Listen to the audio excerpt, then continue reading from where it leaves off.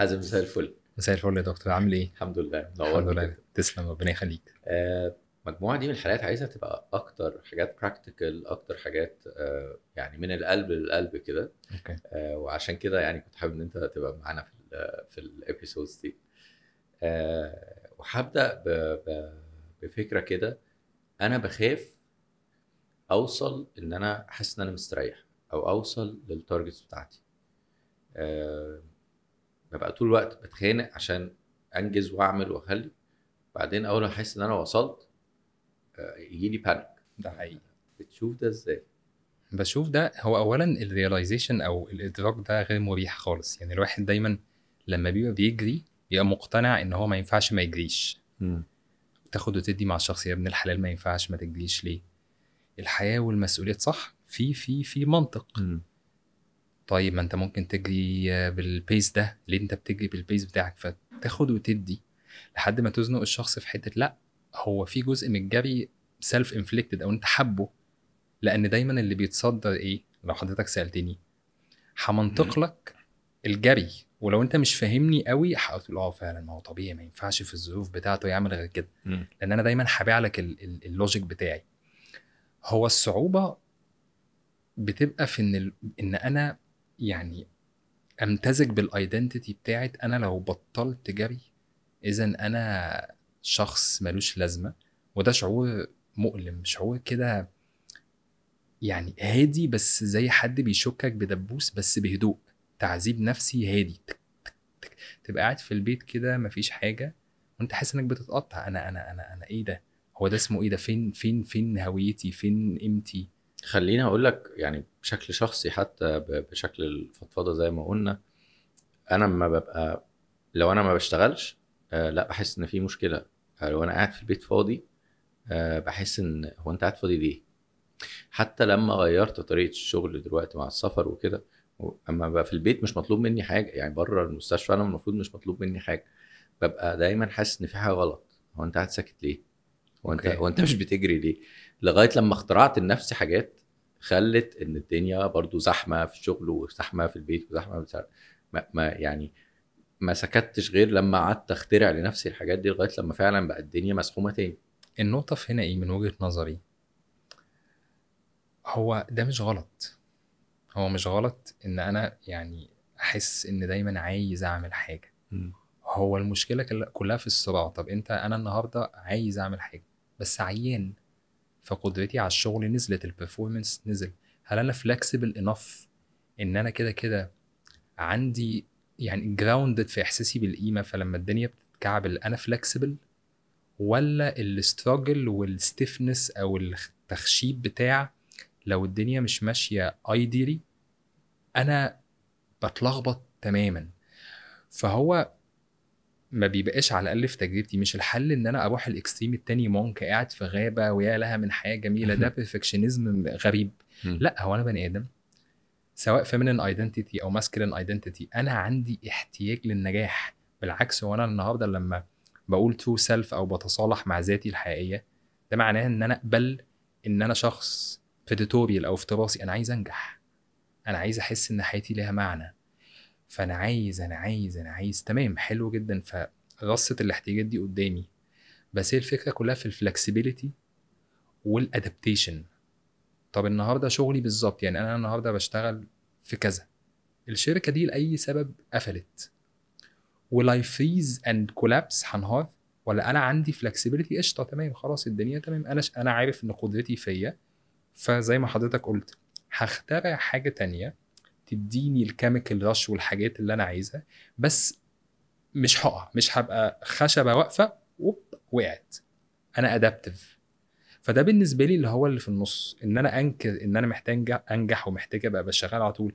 ده بالنسبه لي حد مديتاتش، وان انا على طول كده ولو يوم عييت ببانيك وبريلابس لو عندي سلوكيات ادمانيه، ده برضو بارانويا. فهو الوزنه بس. او ان انا الوزنه ابقى خلاص سايب الدنيا ومش هعمل حاجه وما فيش حاجه مهمه وبتاع. مثلا ده ديفense بس برضو. هرجع تاني للبدايه، اللي هو انا خايف اوصل للتارجت بتاعي، او خايف اوصل لنجاح. هل المشكله دي ممكن تخلي الشخص بعد ما يبقى خلاص بيوصل يكعبل نفسه تاني او يلخبط نفسه تاني؟ ساعات كده مثلا يبقى في ناس بعتلي على الواتساب والاقي نفسي مش عايز ارد، 6-7 مسجات كده unread، انا مش عايز ارد. وبعدين كده لما اسال نفسي ايه الكلام، it makes me feel important، مش يعني عايز ارد عليك كمان يومين، في حاجه under my control انا بمرجعها بمزاجي. فالفكره كلها بس، فلما بلقط ده باخد بالي ان انا بحب اكاريت illusions، ان في حاجات لسه مهمه ممكن تتعمل، هرد عليك بكره. ليه؟ ما انا لو رديت عليك لو انا خليت الدنيا سيمبل، رديت على كل مسجز النهارده وكنت فلكسبل في شغلي والمعقد بسطته، ده معناه ايه؟ ايه ده؟ فين المعاناه؟ فين الحنكشه؟ فين اللعب؟ فانا subconsciously بتفنن في ان انا ابطأ بمزاجي. هو الفكره التبسيط ده، بس هو الفكره في ايه؟ لما الواحد، وده انا جربته، لما باخد الريسك، هو ريسك لانه مخيف بالنسبه لي لحد النهارده، ان انا ابسط الامور، والسبع حاجات اللي انا بصوت بسببهم اكشلي هم يتعاملوا في ساعتين، والاقي نفسي خلصت. لو انا قابل او مصدق في ان انا عندي قدره اعمل تاني، بلاقي شجاعه. انا بالنسبه لي كلمه السر هي الشجاعه، بلاقي شجاعه في تبسيط الامور. هي محتاجه شجاعه، هي مش محتاجه اي حاجه انتلكشوال، هي شجاعه، لانه شيء مخيف ان الاقي حياتي ماشيه ببساطه. طب والناس اللي بتموت؟ طب والحروب؟ انا بايدنتيفاي مع السفرنج عشان الاقي معنى الاكزيستنس. لا، هو انت ممكن تبسط وتلاقي ادفنتشرز او ثريلز تانية، يعني اتس اون يو بس. عارف، ده بيفكرني بأوقات الواحد أول لما بدأ يتعلم في العلاج النفسي. أنت بتدور على المشكلة والتروما، ولو ما لقيتهاش تقعد تدور عليه لغاية لما تلاقيها أو تعملها. اوكي. أو وإن المشكلة سهلة اهي، بس لا، ما هي مش سهلة. أكيد هو مش فاهم اللاوعي في اللاوعي في مش عارف إيه. وطول الوقت تلاقي الناس بتحاول إنها تعقد الدنيا كده. ما الدنيا سهلة يا جماعة. لا، أصل ده مش ماشي مع الفكر اللي مش عارف إيه اللي إيه بحيث إن نخلق المشكلة ونعقد المشكلة عشان نبقى بنحل بقى مشكلة فعلا معقدة. يعني زي ما انت بتقول، هو ومش معنى التبسيط ان انت مش فاهم او ان انت مش عارف تفاصيل الحاجه.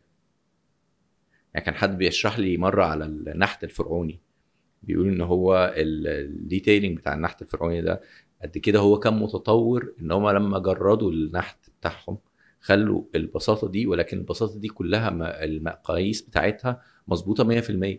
اوكي. فده معناه ان هم وصلوا لده عشان يبسطوا الموضوع عشان يبقى سهل للناس تشوفه، مش عشان هم كانوا مش عارفين ازاي يعملوا التفاصيل مثلا زي الجريكان رومان النحت بتاعهم. لا، هو كان بنفهمه ده قدر ان هو يبسطه للشكل ده. في ناس ممكن تفترض ان انا لو ببسط كاني مش بدي كلاينت حقه في السفرنج بتاعته. لا، هو انا مديك حقك وعندي امباثي تجاه اللي انت بتمر بيه، بس انا لو عايزك تجرو لازم اكريت سبيس فور اكشن، والسبيس فور اكشن بيتكريت لما نبطل نانتلكتشواليز كتير. مش هي كده؟ انت خايف يا عم، او انت خايف، اعترف انك خايف واعمل حاجه، بسط الدنيا. فلو انا بريزيست السبيس فور اكشن، مش هحب الشخص اللي انبسط. انا عايز حد اقعد معاه يقعد يقول لي تعالى كده.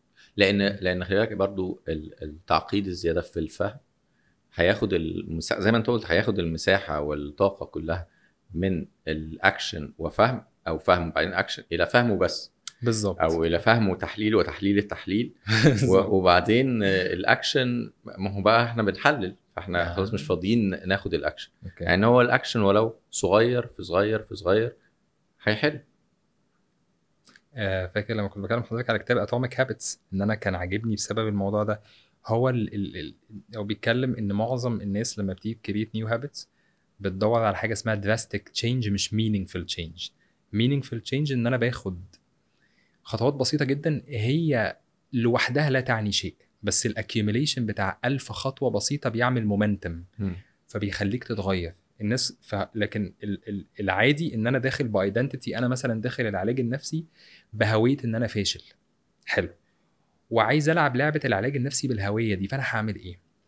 انا عايزك تديني الاجابه النموذجيه اللي بيها ما احسش ان انا فاشل. لا يا باشا، هو اصلا فكره ان انا فاشل دي اشتغاله.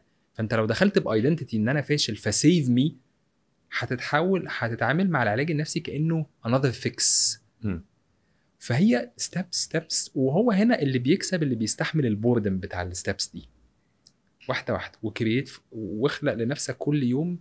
يعني انا حتى بقيت اعمل كده لما بخلص الشغل، شغل يوم طويل هو في حد ذاته ملوش معنى، بس انا عارف ان البيزنس بتاعي محتاج 10,000 يوم طويل.